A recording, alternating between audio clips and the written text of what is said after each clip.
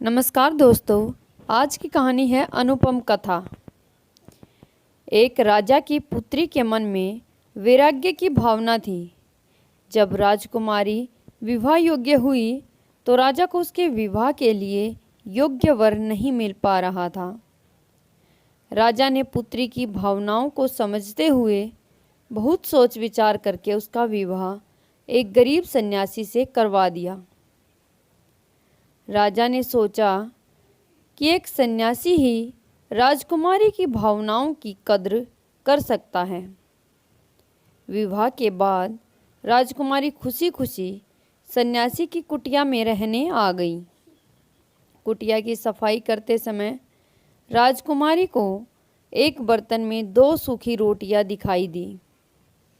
उसने अपने सन्यासी पति से पूछा कि यह रोटियां यहाँ क्यों रखी हैं। सन्यासी ने जवाब दिया कि ये रोटियां कल के लिए रखी हैं। अगर कल खाना नहीं मिला तो हम एक एक रोटी खा लेंगे। सन्यासी का ये जवाब सुनकर राजकुमारी हंस पड़ी। राजकुमारी ने कहा कि मेरे पिता ने मेरा विवाह आपके साथ इसलिए किया था क्योंकि उन्हें ये लगता था कि आप भी मेरी ही तरह वैरागी हैं। आप तो सिर्फ भक्ति करते हैं और कल की चिंता करते हैं। सच्चा भक्त वही है जो कल की चिंता नहीं करता और भगवान पर पूरा भरोसा करता है। अगले दिन की चिंता तो जानवर भी नहीं करते हैं, हम तो इंसान हैं। अगर भगवान चाहेगा तो हमें खाना मिल जाएगा और नहीं मिलेगा तो रात भर आनंद से प्रार्थना करेंगे। ये बातें सुनकर सन्यासी की आंखें खुल गई। उसे समझ आ गया कि उसकी पत्नी ही असली सन्यासी है।